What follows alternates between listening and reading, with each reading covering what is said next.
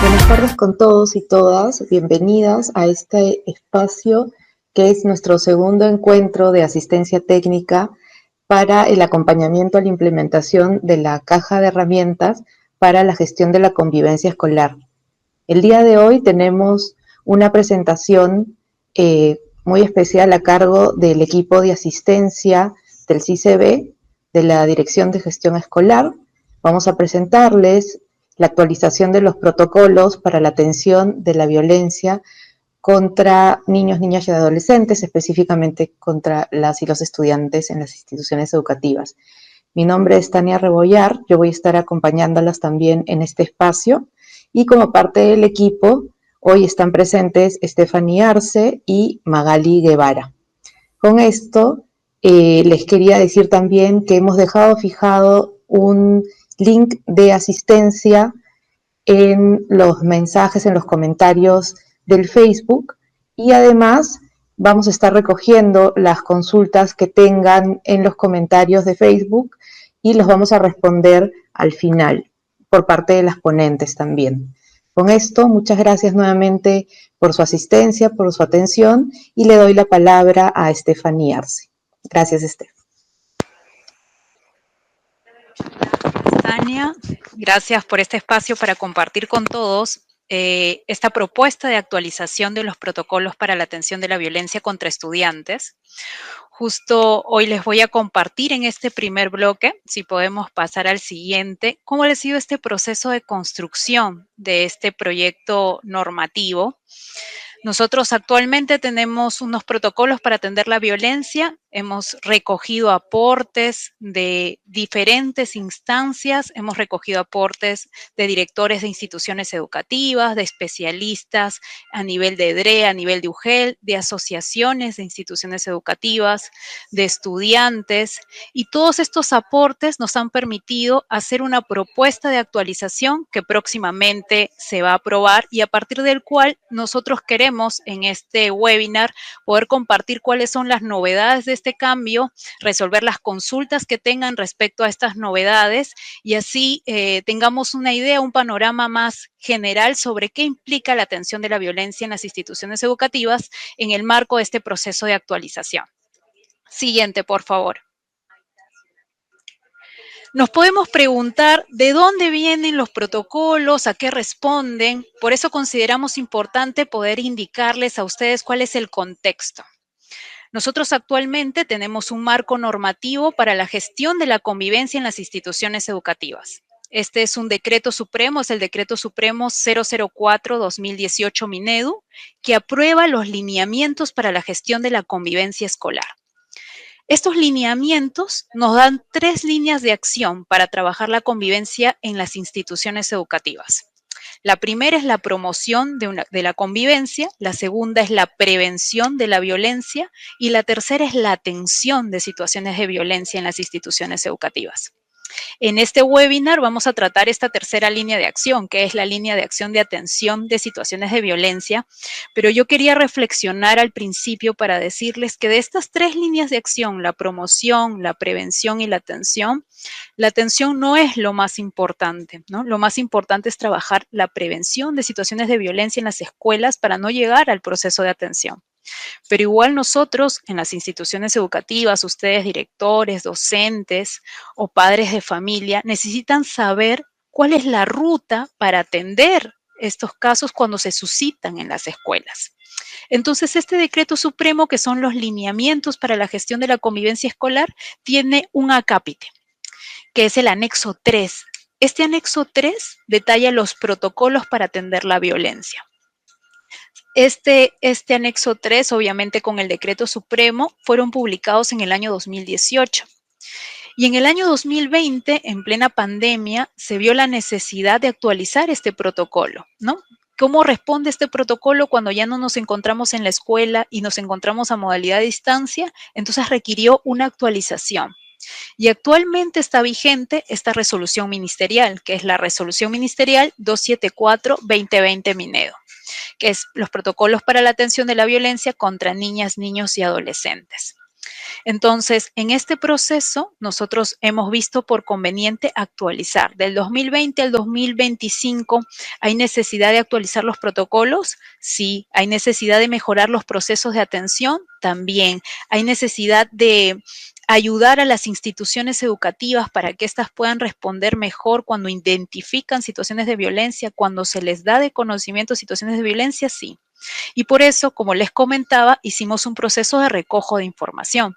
Hemos hablado con representantes del Ministerio Público, hemos hablado con directores de instituciones educativas, hemos hablado con especialistas a nivel de EDRE y UGEL, con asociaciones e instituciones educativas, a ver cuáles son las demandas y cuál es la necesidad que se requiere especificar en esta actualización de los protocolos. Y por eso justamente hemos hecho este proyecto normativo que está próximo a aprobarse para poder dar a conocer a las distintas instituciones educativas cuáles son estos cambios que va a haber respecto a la atención de los casos. Podemos pasar al siguiente, por favor. Y aquí quería comentarles los cambios principales. En términos generales, ¿qué cambió en el protocolo? Lo primero son los plazos de atención. Bueno, ¿qué necesitaba cambiar en el protocolo? Bueno, algunos plazos de atención. ¿Por qué? Para ayudar a las instituciones a tener plazos más realistas para la aplicación de los protocolos, así como no, por un lado, plazos más realistas y por otro lado también plazos más diligentes para una atención inmediata y la protección de los estudiantes. En este tiempo de atención, el actual protocolo tiene plazos de 60 a 90 días de atención y la propuesta de actualización tiene plazos mucho más cortos, ¿no? Los plazos de atención de los casos de violencia para la aplicación del protocolo son de 30 días, de tal manera que no se extiende mucho en el tiempo y cuando se extiende en el tiempo a veces no logramos hacer las acciones porque se cree que es demasiado largo el proceso de atención, por eso se ha colocado entre 30 días. Además, otra de las demandas que hemos recogido es, y me dicen, Stephanie, si yo tomo conocimiento, si la situación de violencia y el padre me hace tomar conocimiento un día, digamos, viernes a la hora de salida, ¿cómo puedo yo atenderlo si el día hábil siguiente es el lunes y el protocolo me dice días calendario y no días hábiles? Y ante esta necesidad que es válida, se ha cambiado los plazos establecidos a días hábiles y no días calendario. Entonces, de tal manera que yo como escuela tengo plazos más realistas para atender las situaciones de violencia. Algo que el protocolo actual también en relación de plazos no contemplaba es, bueno, ¿cómo puedo hacer para atender un caso si este es reportado en un periodo vacacional? Por ejemplo, yo a mí, el padre o el estudiante o alguien me da de conocer una situación de violencia, no sé, cuando ya ha terminado el año escolar y nos encontramos, no sé, en enero, ¿cómo puedo yo atender si no es real que el estudiante esté en la escuela, si no puedo aplicar un seguimiento como lo indica el protocolo? Entonces, justamente esta actualización te establece que durante el periodo vacacional no se pueden atender tareas, es real, pero sí hace especial énfasis referente a la atención de situaciones de violencia sexual ejercida por un personal de la institución educativa cuya atención sí es diligente, que es la excepcionalidad. No en el trabajo con el estudiante, pero sí en las medidas de separación que se tienen que realizar para evitar que una persona que esté denunciada en la comisaría o fiscalía por presuntos hechos de violencia sexual sea contratada en una institución educativa al año siguiente o en el siguiente año escolar. Entonces, justamente lo que te indica en referencia a los plazos para la atención es que estos son con menores plazos, ¿no? Ya no se extienden demasiado, sino que se han reducido a plazos entre 30 días. Segundo, que van a ser por días hábiles y no días calendario como está actualmente. Y tercero, que hace una excepcionalidad y te indica que no puedes atender situaciones de violencia cuando éstas han sido reportadas o han sido de conocimiento recién a la institución educativa cuando nos encontramos en un periodo vacacional donde los estudiantes no están en la escuela y obviamente los docentes tampoco. Entonces, ¿cómo puedo atender estas situaciones? A excepcionalidad de acciones inmediatas que implican como la denuncia y la separación preventiva que se dan en los casos de violencia sexual ejercido por un personal de la institución educativa. Otro principal cambio que se da tiene que ver con las consideraciones para la aplicación de los protocolos. Actualmente, nosotros en la resolución ministerial 274 tenemos los principios establecidos en el protocolo y de frente se va a la atención, ¿no? Te detalla cuáles son las atenciones por los tipos de violencia.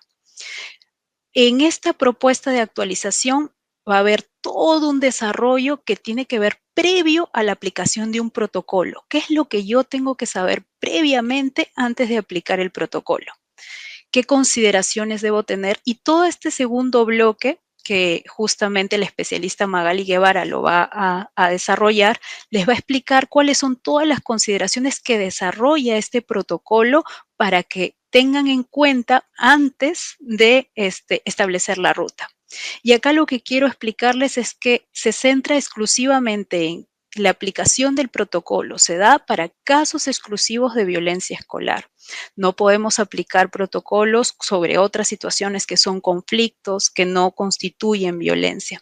Y ya en el siguiente bloque se les va a detallar cuáles son estas consideraciones que se reflejan en la primera parte de la propuesta de actualización. Y otra siguiente demanda es justamente esta necesidad de que se explicite la responsabilidad parental. La atención de situaciones de violencia tienen que ver con la escuela, sí, es una responsabilidad. Son mis estudiantes, yo los tengo que atender, pero no es responsabilidad exclusiva de la escuela. Hay una responsabilidad parental también. Y la demanda viene sobre qué se puede hacer cuando los padres de familia incumplen sus deberes parentales. ¿Y cómo pueden incumplir? Me puedes preguntar, ¿no, Stephanie? ¿Cómo los padres pueden incumplir? Y tú puedes tener de conocimiento que, bueno, los citas y no vienen, no se firman compromisos, el estudiante necesita llevar algún tipo de atención externa especializada y no se le lleva, el estudiante reincide en situaciones de violencia o en todo caso el estudiante sufre la desatención porque no vive con la mamá, no vive con el papá y no hay alguien que apoye en su proceso. Y justamente lo que te indica el protocolo, o antes del protocolo en sí, sino lo que te indica la propuesta, es que es importante que si este estudiante no se identifica que los padres están incumpliendo sus deberes parentales, se tiene que comunicar y derivar estos casos a la DEMUNA o en su ausencia de la DEMUNA a la UPE o en su ausencia de ambas a la Fiscalía de Familia. Entonces, sí es importante que los padres tomen un rol activo frente a la atención de situaciones de violencia y nosotros como escuela tenemos que derivar estos casos cuando vemos que estos padres están incumpliendo su deber parental. Otra demanda que nos indican es, bueno, ¿hay diferencias por niveles educativos? Sí hay diferencias por niveles educativos. La 274, la resolución 274 te plantea los protocolos y no hace una excepcionalidad por nivel educativo. Y ahí cae una situación importante. La situación es el nivel inicial, ¿no? Estamos hablando de niños pequeños, niños entre 3 a 6 años que están aprendiendo a socializar y que justamente puede haber incidentes entre estudiantes del nivel educativo, estudiantes de nivel inicial. Y los protocolos están excluyendo las situaciones de violencia que se dan entre estudiantes de nivel inicial, porque y aquí quiero recalcar, porque son incidentes que tienen que trabajarse desde el ámbito pedagógico, es decir, que el niño sepa controlar su conducta, que el niño sepa cómo responder ante situaciones de frustración, a socializar.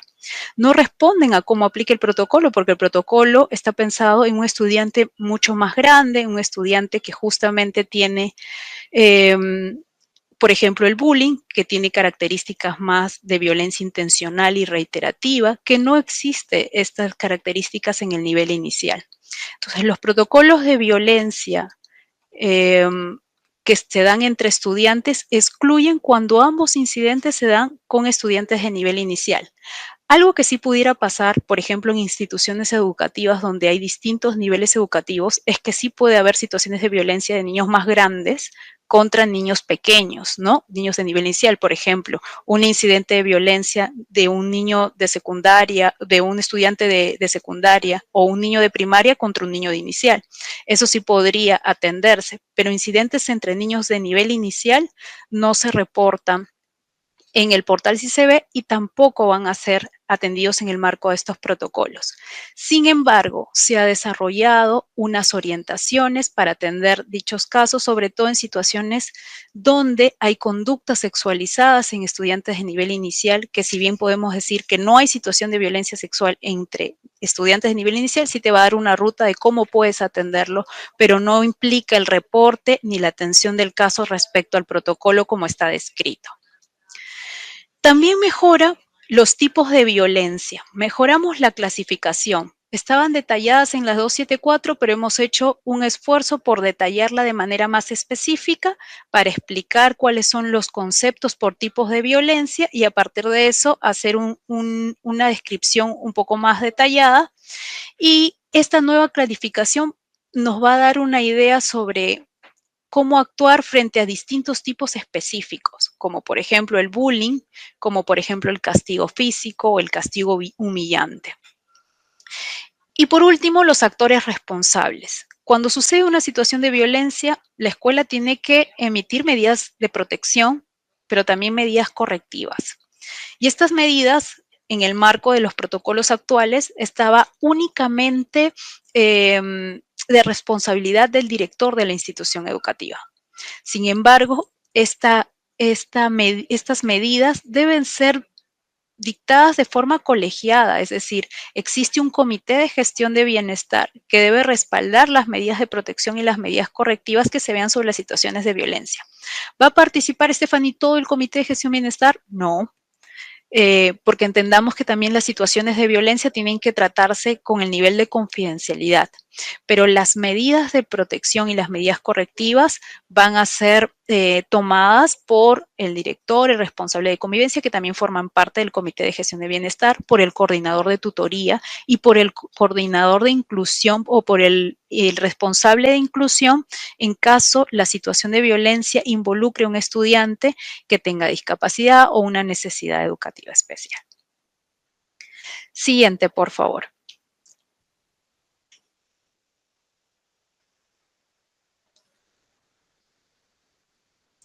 Sí, podemos pasar al siguiente. Gracias. Y bien, les voy a presentar la foto sobre cómo cambian los protocolos. Me dirás, bueno, en uno hay 6 y en el otro hay 7 y más protocolos, sí, pero en realidad los tipos de violencia son los mismos, solo que hemos ordenado un poco el desarrollo. En los protocolos actuales, que están en las 274, dice violencia física, psicológica sin lesiones, que está entre escolares, violencia psicológica y o física sin lesiones, que es el protocolo 1. Y en el protocolo 2 ya ingresan varios tipos de violencia, que está la sexual, la física con lesiones y armas. Entonces, estos dos protocolos de violencia entre escolares se traducen a 4 protocolos en la propuesta actualizada, ¿no? Hemos independizado la violencia física y o psicológica entre estudiantes, que tiene ciertas características, del acoso escolar, que es el bullying y ciberbullying. ¿Qué diferencia hay entonces, Estefan, entre violencia física y psicológica y estamos hablando del bullying y ciberbullying? El bullying, por ejemplo, es una violencia específica que tiene características. Por ejemplo, es una violencia que es intencional, que se da entre pares, que es reiterativa, que tiene el objetivo de estigmatizar, de ridiculizar al otro. En cambio, la violencia que puede existir, por ejemplo, yo estoy caminando, me dijiste algo y te golpeo, eso es distinto a una situación de violencia que tiene características de bullying y por lo tanto el tratamiento, si bien se parece, no son lo mismo, pero estamos desarrollando en 2 protocolos distintos. El tercer protocolo es violencia con uso de armas, que estaba en el protocolo 2 de la versión actual junto con el de sexual y física con lesiones. Así que lo hemos independizado, se ha colocado un protocolo de violencia con uso de armas, donde se coloca cuál es la ruta frente a la actuación, ¿no? A la identificación del uso de armas, ya sea para amenazar o para agredir físicamente a otro. Violencia sexual entre estudiantes, que también estaba contemplado en el protocolo 2 y que ahora se convierte en el protocolo 4, habiéndose independizado. Luego tenemos violencia de personal de la IE, que en el protocolo actual son 3, violencia psicológica, violencia física y violencia sexual. y que en los protocolos actualizados se ha consolidado en dos, ¿no? En el protocolo de castigo físico y humillante y en el protocolo 6 de violencia sexual. Y me dirás, bueno, Stephanie, ¿por qué ha cambiado de nombre de violencia psicológica y física a castigo físico y humillante? ¿No? Porque hay una ley específica que es la ley 30.403, la ley que prohíbe el castigo físico y humillante y define al castigo físico y humillante como una forma de violencia que se da para corregir una conducta. ¿Qué es lo que sucede en las instituciones educativas? ¿No? Entonces puede pasar que dentro del ámbito escolar, para corregir una conducta, yo aplico una situación de violencia, de castigo físico y humillante que tiene justamente estas características. Y por eso es que se ha colocado una tipología específica, no tan amplia como violencia física y psicológica, sino más específica en el ámbito escolar como castigo físico y humillante. La violencia, el protocolo de violencia sexual, que es el que menos ha cambiado, que tiene más, el que tiene los procedimientos más detallados. Y por último, que es el mismo protocolo 6, el protocolo actual, que se convierte en protocolo 7 de la propuesta actualizada, que es la violencia psicológica, física y o sexual ejercida por una persona, por un familiar u otra persona. Al igual que la misma lógica que la 274, que es los protocolos actuales, los protocolos de violencia entre escolares y de personal de la IE se reportan en el portal CICB y el protocolo de violencia ejercida por una persona que no es personal, un familiar u otra persona, no se reporta. Es lo mismo en la propuesta actualizada. El protocolo 1 al 6 se reportaría en el portal CICB y el protocolo 7 no se reporta, pero se atiende de acuerdo a los lineamientos que se presenten en ese protocolo. Muy bien. Gracias.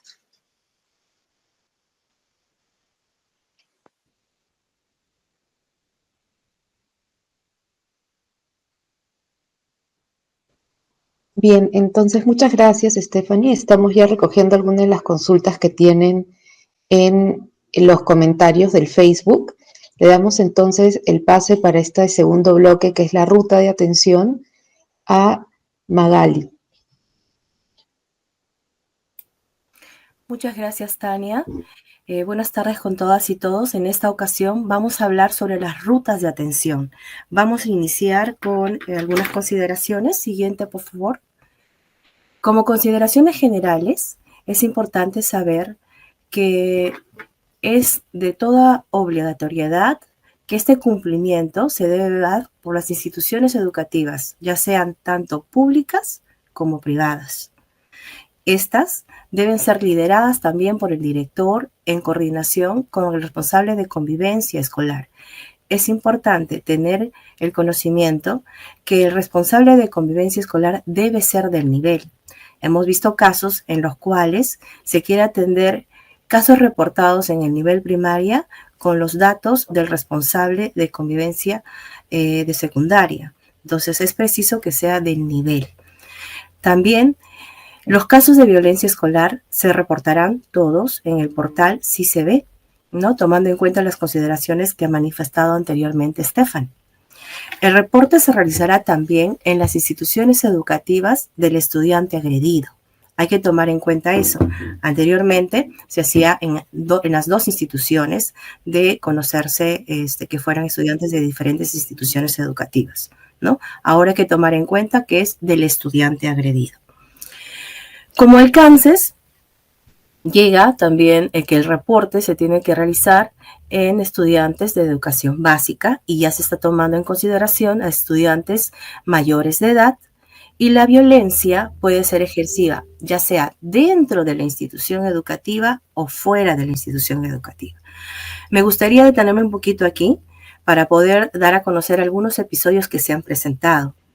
Ha habido situaciones en las cuales ha habido escolares que se han retado, ¿no? De repente en la esquina, en las losas deportivas, en los parques aledaños a las instituciones educativas, y algunos directivos de repente no tenían el conocimiento y por haberse dado los hechos de violencia fuera de las instituciones no se generaba el reporte, ¿no? Entonces sí es importante tomar en cuenta que tan solo el hecho de la condición de ser un estudiante se tiene que tomar en cuenta para poder generar el reporte.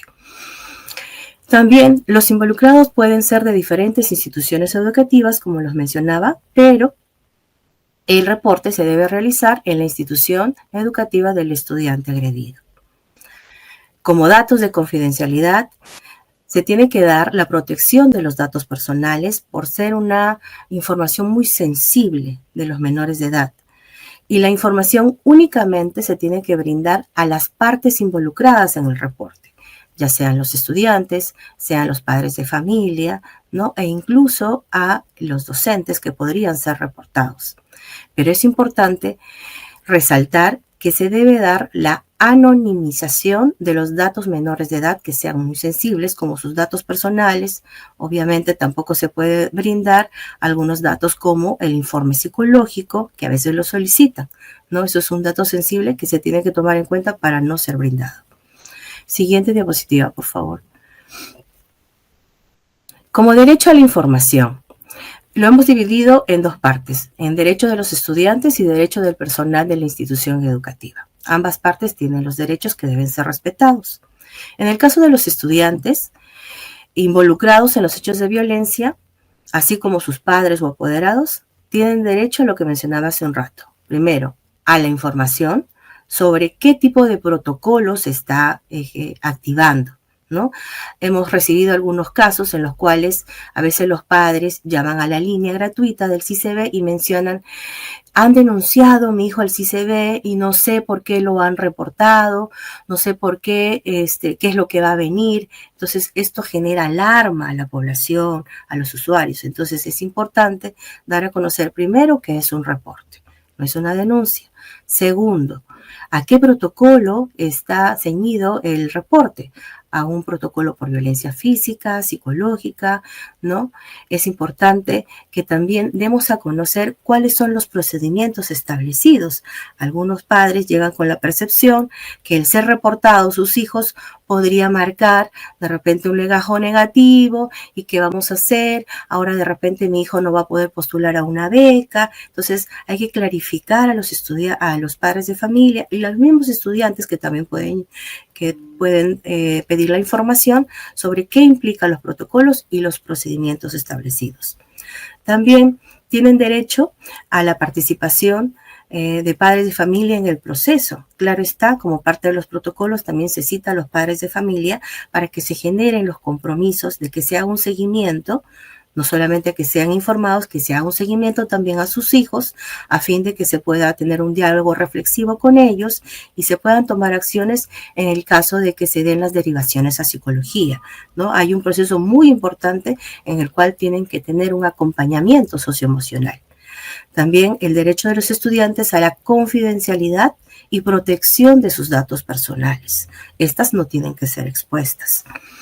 En el caso del derecho del personal de la institución educativa, el personal que ha sido involucrado en un reporte de violencia escolar tiene derecho a ser informado sobre el contenido del caso, sobre qué tipo de violencia fue reportado, por ejemplo, y las acciones administrativas que van a venir, que se dispongan que estén dentro del marco de los protocolos establecidos. Por ejemplo, a la información sobre el contenido del caso, ¿no? Pero es importante, ¿no?, anonimizar los datos de los menores de edad, como se mencionó en un principio. También tienen derecho a la comunicación sobre las acciones administrativas que se van a disponer sobre el personal. También a solicitar copias de los documentos siempre que no contengan información sensible. Siguiente, por favor. Como situaciones especiales, vamos a dar a conocer algunos procedimientos para casos de violencia escolar. En el denotado caso que un director ha sido reportado como presunto agresor, cuando la presunta violencia escolar es ejercida por el director, la atención debe ser realizada por la UGEL en colaboración, en coordinación con el responsable de convivencia escolar del nivel. Por ejemplo, si la víctima está en el nivel de secundaria, quien debe tomar las acciones en coordinación con la UGEL debe ser el responsable de convivencia escolar de secundaria, ¿ya? Y en el denotado caso que la víctima esté en el nivel de primaria, tiene que ser con el responsable de primaria. En el caso de riesgo de desprotección o ya en desprotección familiar, es importante que se dé una coordinación, que el director dé una coordinación de reportar a la DEMUNA estos hechos, ¿no?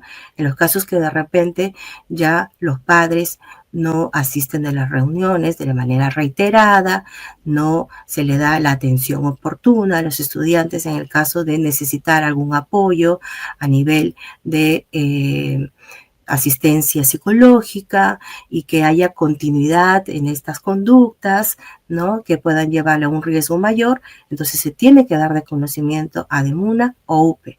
En ausencia de estas, se podría comunicar a las autoridades tales como Fiscalía o Juzgado de Familia.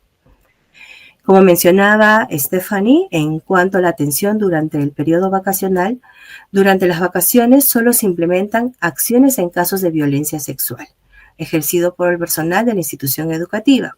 Es importante sí accionar dentro de las 24 horas el que se asegure la denuncia, la derivación a las instancias correspondientes a la presunta víctima, la separación preventiva del presunto agresor y comunicar inmediatamente al UGEL sobre los presuntos hechos de violencia y sobre todo cuáles son las acciones que está implementando y va a implementar la institución educativa. Siguiente, por favor.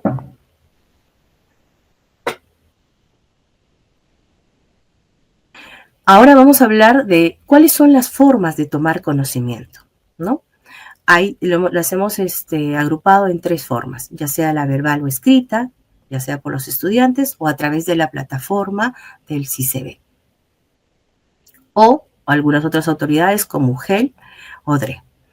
En cuanto a la forma verbal o escrita, puede darse la comunicación verbal inmediata, levantada un acta detallada, imaginemos que se mencione en la institución educativa o que ingrese por mesa de partes, pero si el personal, el directivo, observara que hay toda la información, ¿no? Igual es preciso que se comunique con los padres para poder dar también el conocimiento. Pero si hay una información de la cual no queda clara, sí es preciso que se cite para poder adicionar y levantar en un acta, adicionar la información para que se dé, ¿no? En un conjunto se pueda accionar de la mejor manera. En el caso de los estudiantes, ha habido casos en los cuales los estudiantes ya han podido comunicar los hechos de violencia directamente, ya sea a sus tutores o a los mismos directivos de la institución educativa, ¿no? Informan verbalmente. Entonces, ¿qué es lo que debe hacer? El director redacta un acta con la información recibida sobre lo que refiere el estudiante. Puede ser el mismo agredido o agredida, pueden ser incluso los compañeros o testigos de los hechos, ¿no? Y dar la comunicación inmediata a los padres de familia del estudiante agredido. Es importante ello porque también tienen el derecho a ser informados sobre el reporte, sobre las acciones que se va a dar también. Y la otra forma de tomar conocimiento es a través del área institucional, ya sea cuando existe un reporte en el portal CICB, pero ojo, esto requiere que se dé una validación. ¿A qué se refiere con esto? Ha habido casos en los cuales se han reportado en el CICB, pero la presunta víctima negaba los hechos de violencia. Entonces, requiere que el directivo sí llame a la presunta víctima para corroborar estos hechos o presuntos hechos de violencia y se le dé la validación. También se ha dado una forma de conocimiento a través de las UGELes.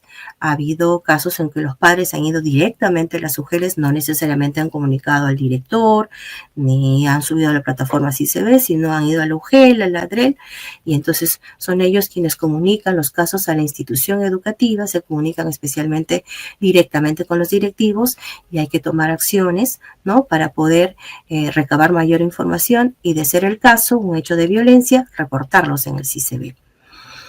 También a nivel de informar al personal educativo o testigo, también requiere la validación, ¿no? De repente ha habido interpretaciones del personal, no creo que ha habido un hecho de violencia, entonces hay que validar con la presunta víctima si efectivamente fue un hecho de violencia. Hay estudiantes testigos también que dan a conocer estos hechos, ¿no? Pero no hay que darlo por sentado, igual hay que validar con la presunta víctima. La siguiente, por favor. Voy a mencionar cuáles son los hechos que no constituyen violencia escolar, ¿no? Primero, las diferencias o desacuerdos. Hay situaciones en la institución educativa que pueden formar parte de la convivencia normal y saludable en el entorno educativo, pero no requieren la aplicación de protocolos de violencia, sino el manejo pedagógico apropiado, como por ejemplo, si hay un hecho de diferencia de opinión o desacuerdos ocasionales respetuosas, ¿no? Ha habido casos en los cuales no se han puesto de acuerdo los estudiantes para la casaca de la promoción, por ejemplo, ¿no? Y de repente ha habido un desacuerdo, un altercado, no ha habido un hecho de violencia, pero se han querido reportar. Esta no constituye, ¿no?, un hecho de violencia escolar. También el establecimiento de límites o normas claras en las instituciones educativas, ¿no? Sabemos que toda institución educativa tiene un reglamento interno. El que se establezca un límite ante una conducta de indisciplina, pero no cayendo en un castigo o trato humillante, no constituye un hecho de violencia escolar. También un intercambio de palabras por malentendidos o insultos, ¿no? De repente ha habido un comentario de que me ha dicho, me parece que está hablando mal de mí, ¿no? No constituye un hecho de violencia escolar, pero tiene que haber, ¿no?, incluso una intervención de la institución educativa para clarificar este hecho y se pueda promover la sana convivencia. Ahora, tampoco constituye un hecho de violencia escolar en las acciones pedagógicas, como las intervenciones educativas dirigidas al crecimiento y aprendizaje del estudiante, realizadas dentro de un marco respetuoso con objetivos formativos, corrección de una conducta firme y respetuosa, ¿no? Medidas necesarias para el crecimiento y aprendizaje del estudiante. Por ejemplo, hemos recibido casos en los cuales un docente corregía la ortografía de un estudiante y este hecho ya quería ser reportado al CICB, o que le corregía con el color rojo y de repente los padres lo percibían como un hecho de violencia porque era muy agresivo que haya un color rojo en el cuaderno, ¿no? Entonces esto se puede regular, mas no es un hecho de violencia escolar. O situaciones propias de convivencia escolar cotidiana, ¿no? En cuanto a la violencia estudiante, del estudiante al personal de la institución educativa. Este flujograma que estamos compartiendo es para procedimientos para casos específicos. ¿Qué pasa cuando el personal de la institución educativa es agredido por un estudiante? Primero, es importante aplicar las medidas establecidas dentro del reglamento interno de la institución educativa, ¿no? Hay que poner hincapié en ello, que por eso se tiene que socializar en las instituciones educativas con toda la comunidad educativa este reglamento, para que todos tengan de conocimiento que ante una acción, ¿no?, hay una consecuencia, está el reglamento interno. Como segundo acción, hay que comunicar a la familia e informar a los padres y sobre los presuntos hechos de violencia que se han dado de entre el escolar al personal de la institución educativa, y que también se haga firmar a los padres un compromiso restaurativo que tiene que ser conforme a que se restaure la conducta, no tienen que ser diferentes, ¿no? Por ejemplo, faltaste el respeto al docente, te quedas sin celular, tiene que ser conforme a la conducta que se desea restaurar, ¿no? Entonces, los padres también tienen que hacer un compromiso de tener un diálogo reflexivo con sus hijos, además de llevarlos a la derivación especializada que se les realice, ya sea a centros de salud, a las postas, al hospital, a un centro psicológico, a la DEMUNA, en el caso se requiriera, porque de repente no hay participación de los padres o negligencia, UPE, al centro de emergencia de la mujer, según el caso que se requiera. También se puede informar a las autoridades competentes en los casos graves, ¿no?, con lesiones o intentos de daño o amenazas. Es importante y preciso que se dé el seguimiento y monitoreo Hay que evaluar la restauración de la convivencia y las medidas implementadas en la institución educativa, en el aula incluso, e incluso podría ser la continuidad, asegurar la continuidad educativa del estudiante, de ser el caso. Bien, muchas gracias.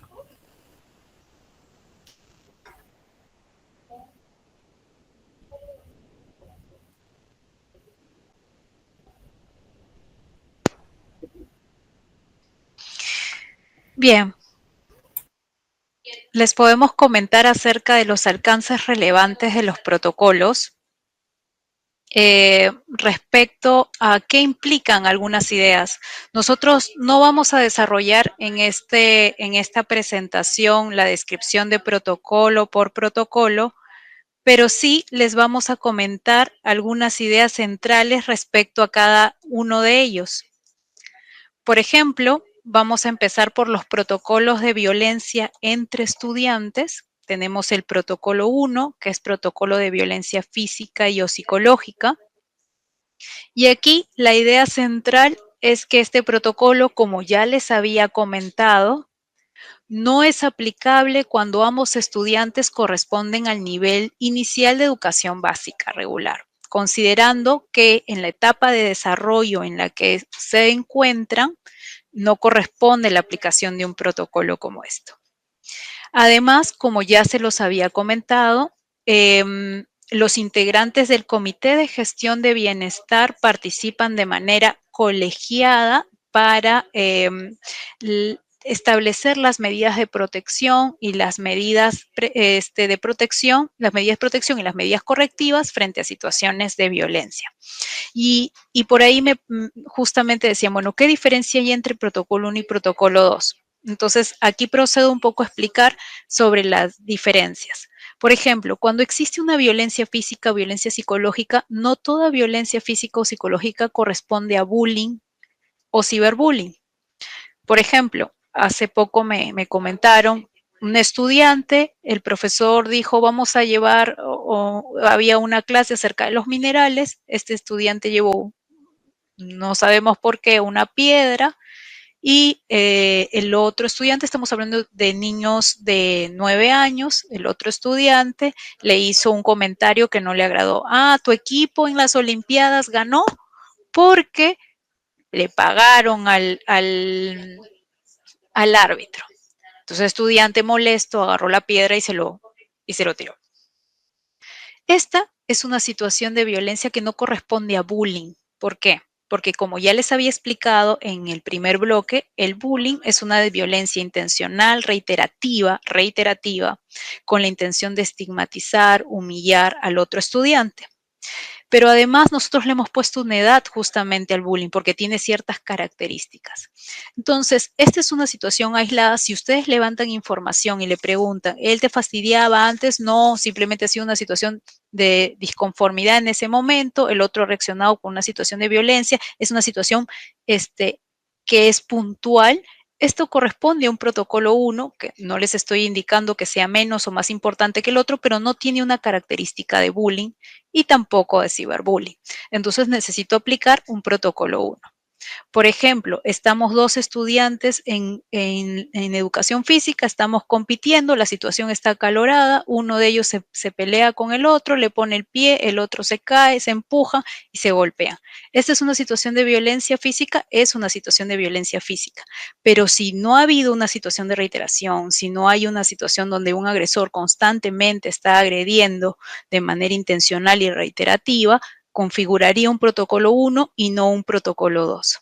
Entonces, ¿qué implica el protocolo 2? El protocolo 2 especifica cuando la situación de violencia tiene características de bullying o ciberbullying.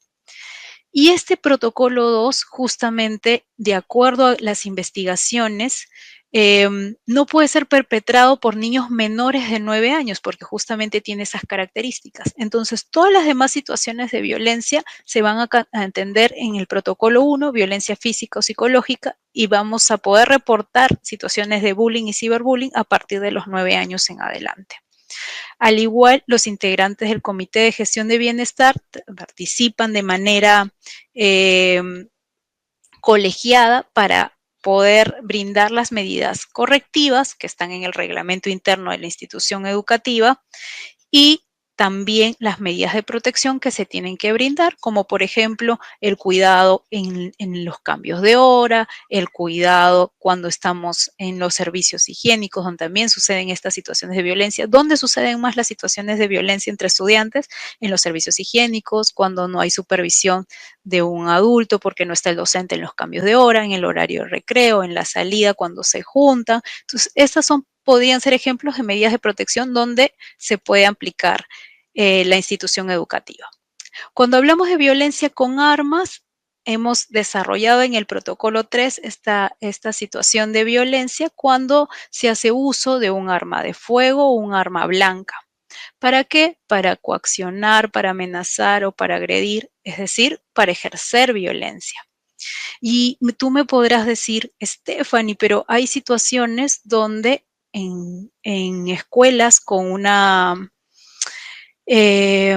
escuelas donde hay altos índices, están en el ámbito, en la jurisdicción de una zona que tiene altos índices de delincuencia, puede ser que un estudiante, se escuchan voces por ahí que hay un estudiante que porta arma o lo puede estar ingresando a la institución educativa, pero yo no me doy cuenta porque no lo utiliza para agredir o coaccionar dentro de la IE, digamos. Entonces, si bien el protocolo está detallado, se reporta en el CICB, hace toda una descripción cuando el estudiante hace uso, ejerce violencia con un arma, ya sea un arma de fuego, un arma blanca, sí te explica para que tú como escuela puedas saber qué tienes que hacer cuando estamos hablando en situaciones de tenencia de armas, es decir, este estudiante está portando un arma de fuego o un arma blanca y lo identificas sin que éste haya agredido a otro estudiante.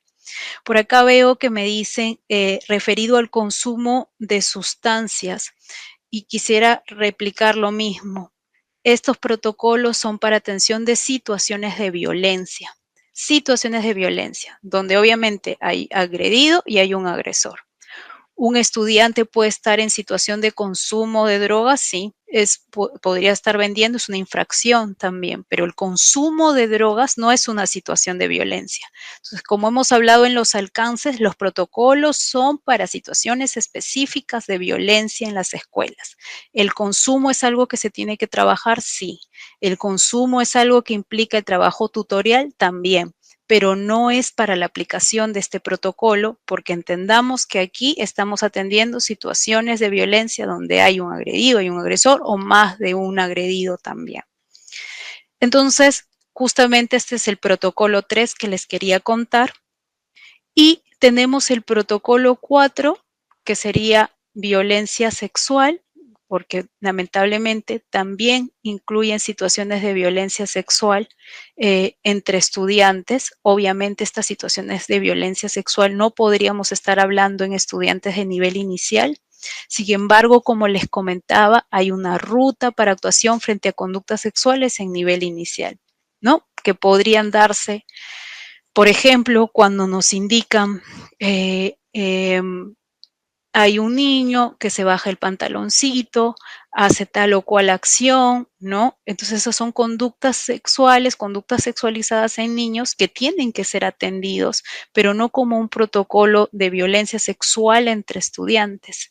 Y esto es muy delicado porque muchas veces hay padres de familia eh, que, que ante distintas situaciones, como por ejemplo el niño está jugando a la mamá y al papá con otra niña, lo consideran una situación de violencia sexual que se podría canalizar a través de la comisaría. Sin embargo, nosotros acá estamos indicando que hay una ruta para atender estos casos, sí, pero no son casos que se vean como situación de violencia sexual, porque no se podría decir que un niño de 3 años es un agresor sexual y por lo tanto no aplica para la aplicación del protocolo y como consecuencia no aplica para ser reportado en el portal CICB, pero tiene una ruta para que como escuela sepamos qué hacer cuando identificamos estos hechos en el nivel inicial.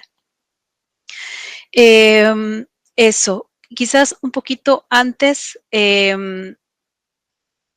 para poder terminar, porque creo el siguiente, cuando estamos hablando de los protocolos, del 1 al 4.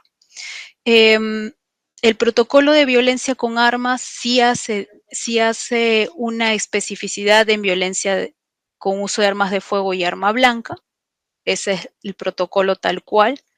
¿Puede un estudiante tirarle una piedra al otro y generarle una lesión? Sí, pero esta no es un protocolo de violencia con uso de armas, es un protocolo 1 que puede ser una violencia físico-psicológica que ha generado una lesión.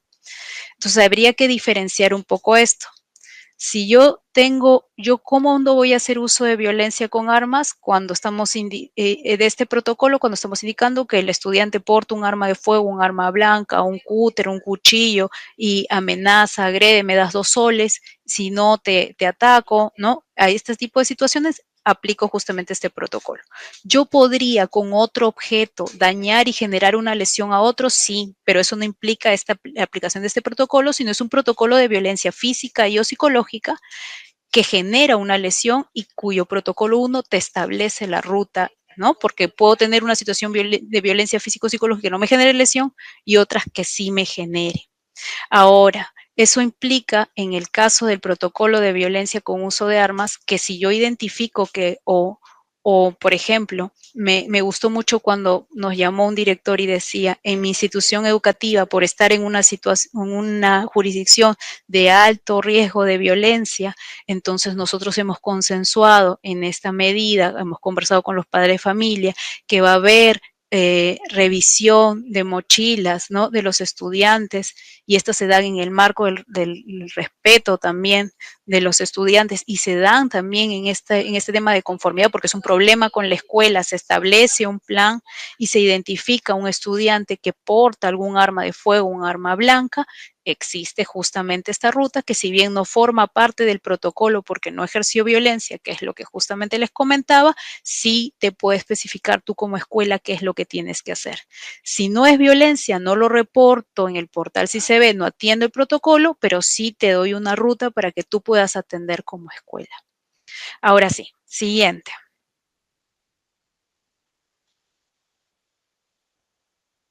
Cuando tenemos protocolos de violencia de personal de la institución educativa hacia un estudiante, tenemos una característica, como ya les comentaba, que es el castigo físico y humillante. ¿No? El castigo físico y humillante que son ejercidos, es un tipo de violencia específico que está en la ley 30.403, ley que prohíbe el castigo físico y humillante, que es esta violencia que puede ser ejercida por un personal educativo contra un estudiante que ocurre, ¿no? Dentro o fuera de la institución educativa, siempre, y esto es importante, porque ¿cuándo es castigo físico? Cuando yo ejerzo una violencia por querer cambiar una conducta, ¿no? Que es el ejemplo más común es el jalar las patillas, le jalo la oreja, ¿no? Entonces yo estoy intentando corregir una conducta y lamentablemente a partir de eso yo ejerzo violencia. Sin embargo, la característica de eso es que no sea un hecho punible. Eso es distinto a que yo venga y por molesto vengo y te quiero corregir y te rompo una pierna, por ejemplo. Eso es un hecho punible, eso ya no es un castigo físico y humillante. Eso tiene otras características. Y este protocolo 5 te explica qué hacer cuando la situación de violencia configura castigo físico y humillante, pero también configura cuando esto es un hecho punible. Y también cuando no es reiterativo, porque cuando la situación es reiterativa, entonces ya tendríamos que actuar con la variante justamente de este protocolo que te explica qué hacer. Cuando identifico una situación de castigo físico y humillante, tiene que ser comunicado a la UGEL, en el caso de las IES públicas, para las acciones que correspondan para el proceso administrativo correspondiente, y en el caso de la IE privada debe seguir los procedimientos regulados en su reglamento interno o en el reglamento interno de trabajo. Y por último, en el protocolo 6 es de violencia sexual. Violencia sexual ejercido por un personal de la institución educativa. Se incluyen como formas de violencia sexual, violación sexual, ¿no? Porque a veces la violencia sexual puede ser se mira específicamente como, violencia sexual es igual violación sexual. Y no es así. Hay distintos tipos de violencia sexual. Una de ellas es la violación sexual, los tocamientos indebidos o actos de connotación sexual y el acoso sexual. Pero han habido variantes sobre situaciones de violencia sexual. Por ejemplo, la difusión de imágenes y materiales audiovisuales o audios con contenido sexual también aplica en el protocolo 6. El chantaje sexual también, que aplica también como protocolo 6. Esas son características, son tipos penales que han aparecido como violencia sexual que también pueden ser incorporados en este protocolo. En caso el director sea el presunto agresor, la atención será realizada por la UGEL, asegurando que la IE cumpla con las tareas establecidas en el protocolo. Si el director es el agresor y es un director de la IE pública, es la UGEL quien tiene que aplicar la medida de retiro, ¿no? Porque él mismo nos va a emitirse una resolución de separación preventiva.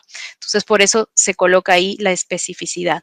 También hemos colocado como específico cuál es la ruta distinta en el caso de los COAR, porque son escuelas que no dependen de la UGEL, sino directamente del Ministerio de Educación, se ha puesto, y se hace algunas precisiones que se tienen que hacer en el caso de la separación preventiva, que aplica para las IES públicas y también para las privadas, pero las privadas, como no tienen una resolución para separarlo al UGEL, tendrá las medidas de separación como la suspensión perfecta de labores que aplique de acuerdo a sus reglamentos establecidos.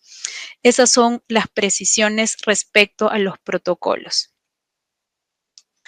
Y bien, aquí les voy a contar respecto al portal CICB todos estos cambios que se van a dar respecto cuando esta norma se publique, que ya está a puertas de publicarse y por eso tenemos este webinar para que ustedes puedan saber cuáles son los cambios cuando se emita la resolución ministerial que apruebe esta actualización de los protocolos. Esto va a requerir una actualización en el portal CICB. Siguiente, por favor. Lo primero es que la actualización al portal CICB se realizará de manera progresiva a fin de que se pueda posibilitar el registro y atención de los casos en el marco de los protocolos que se van a actualizar. Es decir, primero va a salir los protocolos y luego se va a actualizar la plataforma en relación a los cambios que se están dando en estos protocolos.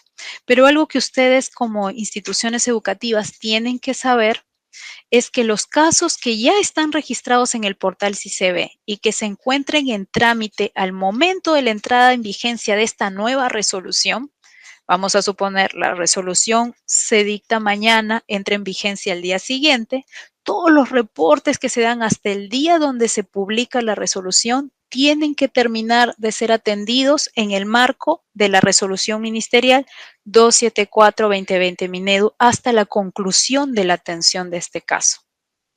Lo voy a explicar un poquito más, específico. Los casos que estén reportados, no solo que estén reportados, porque Magali ha hecho la descripción de todo, que tomar conocimiento de un hecho de violencia puede haber sido por el portal CICB o porque el padre de familia te lo dice y está firmado en un acta, o porque de la UGEL llegó el padre de familia directo a la UGEL firmó un acta y te comunicó a ti como escuela a través de un documento. Todos los casos que se tengan, que estén en proceso de trámite o hayan sido registrados hasta el día en que se emite la resolución donde va a salir los nuevos protocolos, van a ser atendidos con la 274 hasta su conclusión. Todos los nuevos casos que se registren a partir del día siguiente de la resolución en adelante van a ser tramitados con los nuevos protocolos. Otra de las consideraciones importantes que nosotros podamos indicar respecto al portal CICB y que se va a dar en su adecuación es que estos casos se atenderán y eso es lo que trata un poco de explicar el protocolo cuando hablamos de todas las consideraciones generales.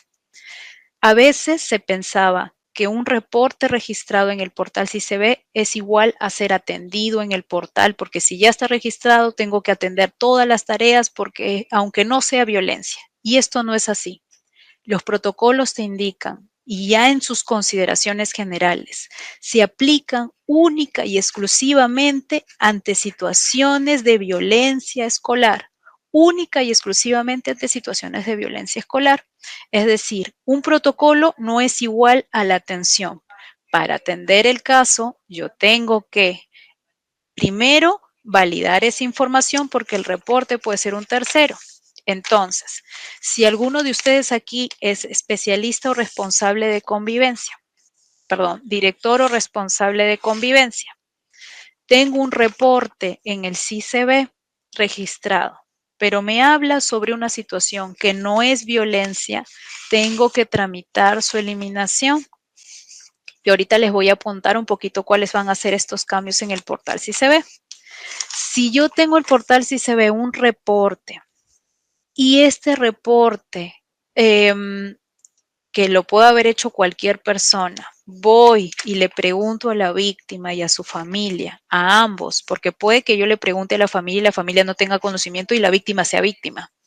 Si le pregunto a la familia y a la víctima, a ambos, si este hecho sucedió así como está en el reporte y te indican que no sucedió este hecho de violencia, yo no puedo tramitar ese reporte. Y ese reporte no podría ser atendido en el portal CICB. ¿Qué quiere decir eso, Stephanie? Lo que quiere indicar aquí es primero que los procesos en el CICB van a ir ajustándose.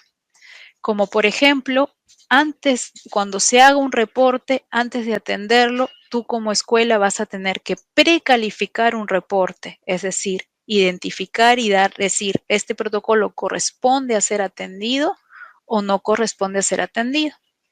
Si no correspondiera, vas a derivarte a una solicitud de archivamiento de este caso que tendrá que ser validado por la UGEL.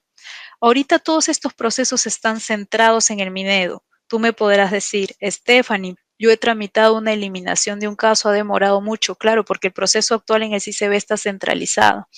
Lo que vamos a hacer en este proceso de actualización es que todos los procesos van a ser descentralizados.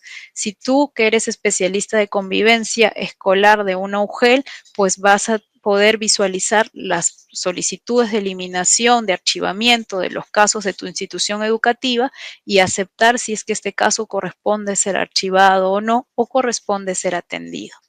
¿Esto qué es lo que quiere decir? No todos los reportes en el portal CICB van a ser atendidos si es que estos reportes no constituyen violencia escolar o pueden ser duplicados o tengan algún tipo de error. Los reportes, así como indicó Magali, tienen que ser registrados en la escuela de la víctima. Si ambos estudiantes pertenecen a distintas instituciones educativas, el reporte se registrará en la escuela de la víctima y se harán las acciones con la víctima para no tener duplicidad de reportes, que es lo que tenemos actualmente.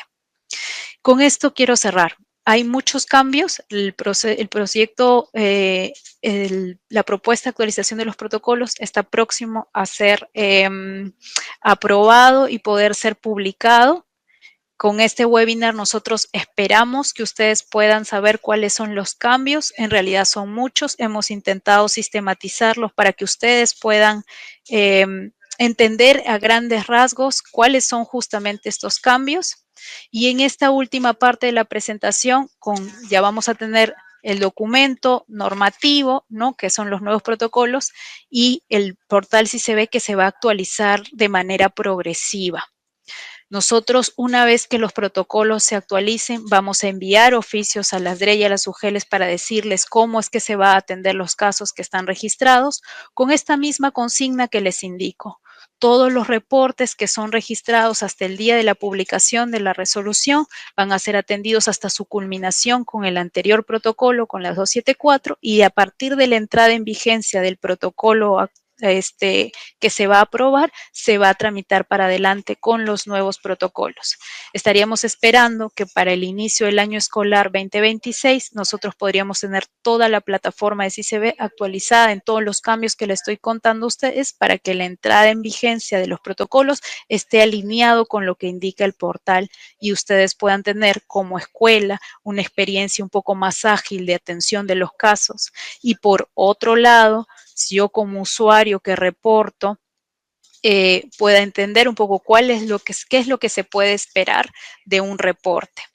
Yo como persona que reporto voy a a hacer un reporte en calidad de declaración jurada, es decir, yo estoy firmando una declaración jurada que este reporte es fidedigno, de tal manera que estaríamos evitando reportes fraudulentos. Se te va a comunicar si tu reporte se va a admitir o no, porque puede ser duplicado, porque puede tener errores, porque también a veces podemos reportar, por ejemplo, en escuelas que se llaman parecido y yo lo reporté acá, pero en verdad mi hijo estudia en otra escuela y por eso no puede ser tramitado por la escuela y se me va a notificar si este reporte es admitido para su atención.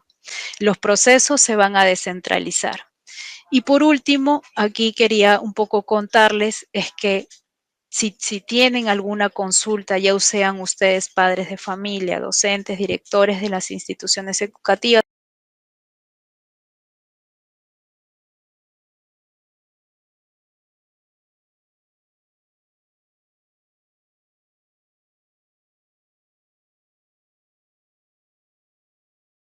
muchas gracias.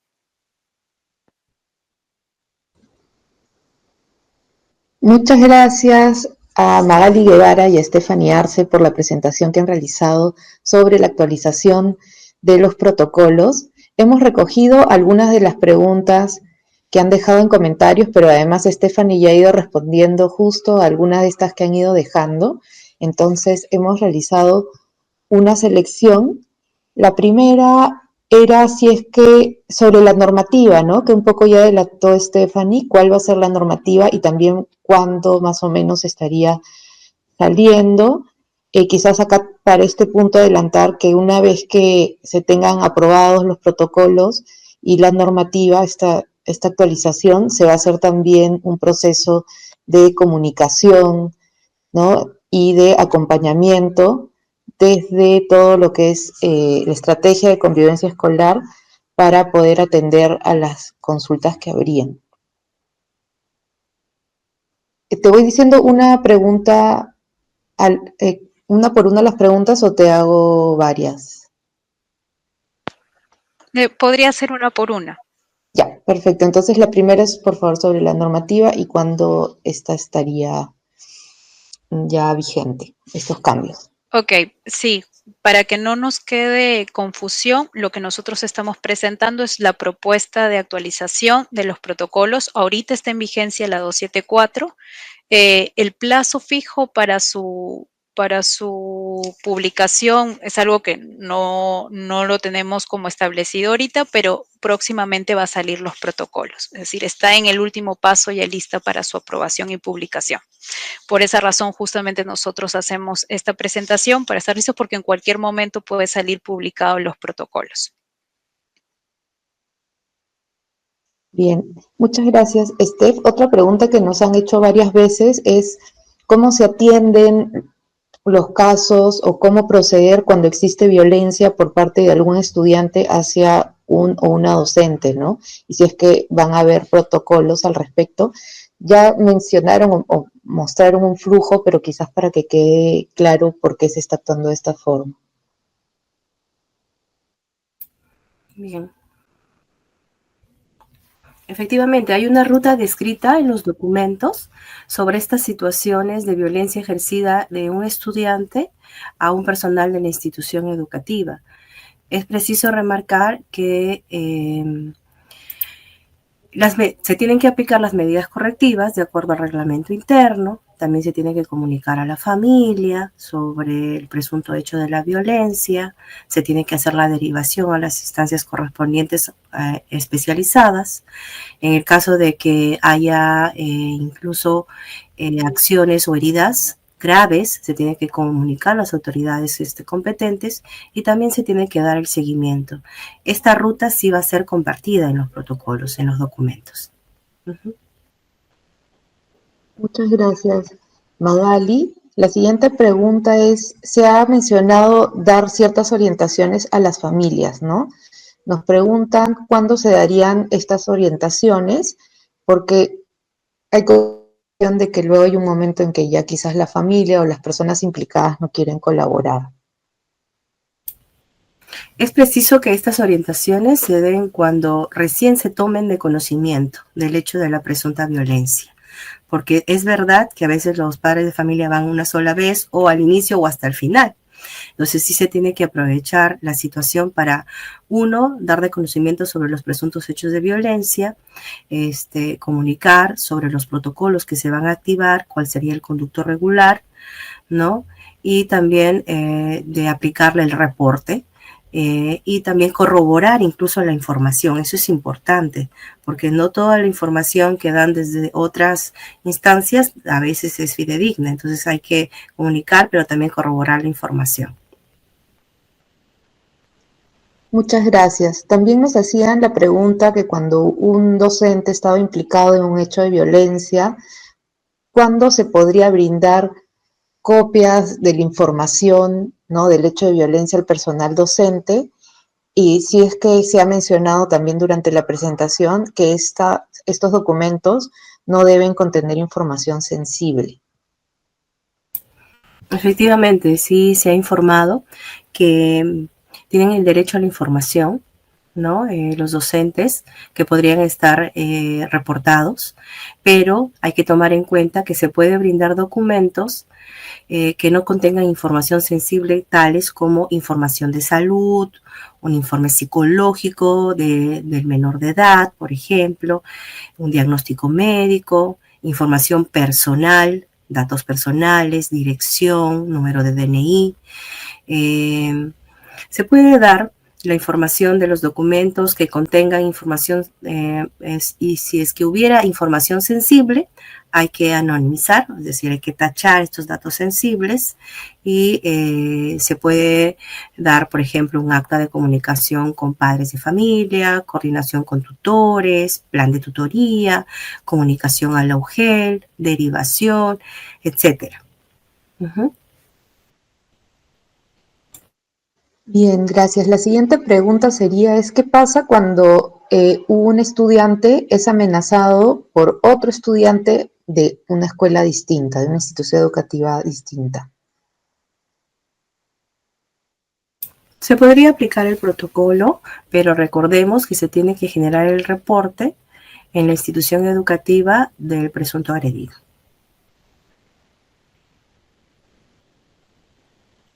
Y tenemos una pregunta más que es acerca de qué pasa en los casos en donde se identifica que existe violencia por parte de las familias, ¿no? O sea, donde la violencia ocurre fuera del entorno de la escuela. Lo que es aplicable en la resolución ministerial 274-2020 Minedu, lo que vendría a ser el protocolo 6, con esta nueva propuesta sería un protocolo 7. Igual no se reportaría en la plataforma CICB, pero sí se tendría que tomar acciones desde la institución educativa, ¿no? A accionar como se accionaba entonces en un protocolo 6, ¿no? Hay que comunicar a las autoridades pertinentes. Gracias. Y tenemos 3 preguntas más.